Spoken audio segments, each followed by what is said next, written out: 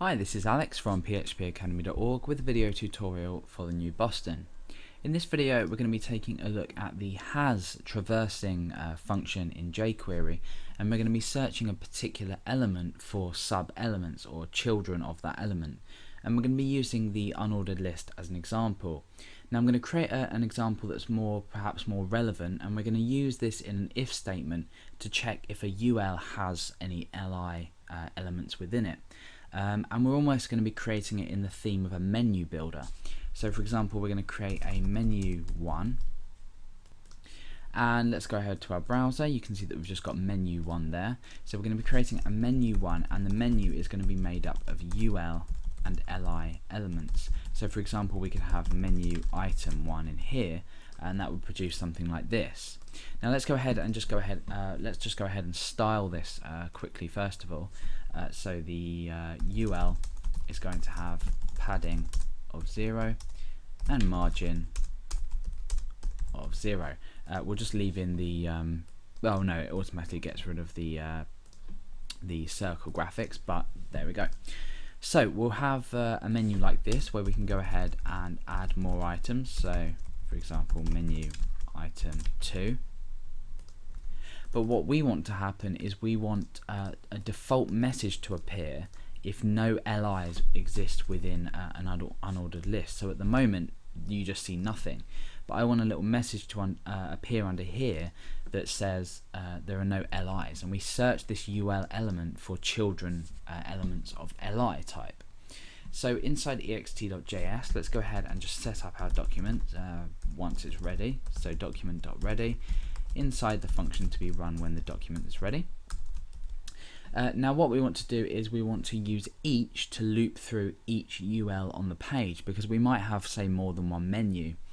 So let's go ahead and use a selector and select UL, and then we want to say dot each. So inside here we run a function for each li or UL element on the page. So for example, we could say this dot append a, just as an example. You can see that, oh no, a hasn't been appended, so sorry, that's this like this. So you can see that a has been appended there. If we go ahead and we create another menu, so menu 2, you can see that a is again appended after here. So let's just get rid of that for now. We'll be showing an example a bit later. So let's forget this line here. What we want to do is for each UL element, we want to first of all, I'm going to create a variable called this selector, which is equal to this. This just means that we don't have to keep using $ and this. And then what I want to do is create my if statement, and my if statement is going to be, or the condition is going to be, if an li element exists within or if an li element doesn't exist within a UL parent, I want to go ahead and create the message empty menu. So I say this selector dot has, and this is where we're using has now, and we can specify a particular element in here like li. We can also use a variety of other selectors. So if you want to check has and wants to check something like contains, for example, you can do. Just any selectors that are relevant to what you're doing should work.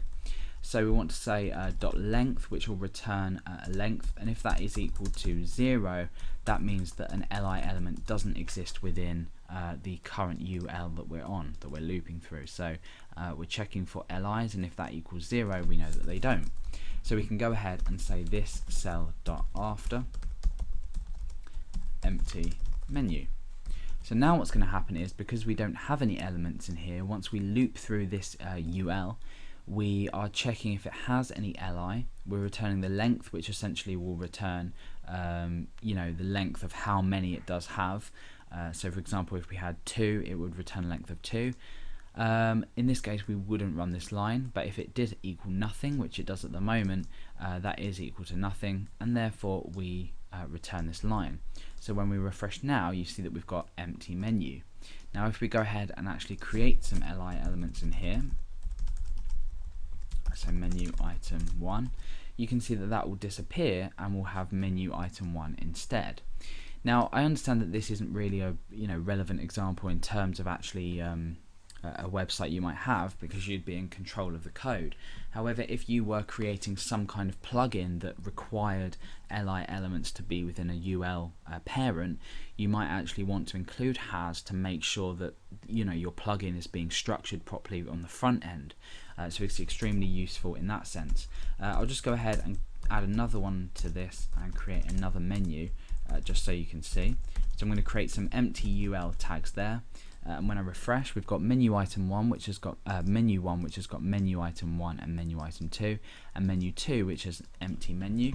As soon as we then go ahead and add some more elements to this, so li menu item 1, you can see that that message again disappears. So it's quite easy or useful for validation within, like I said, plugin building. If you're making someone follow a specific structure on the front end with regards to the HTML, you might want to use has to double check this and maybe feed back some information to the user based on what the front end contains. So that's quite a useful way of using it, but for now that's the has function in jQuery.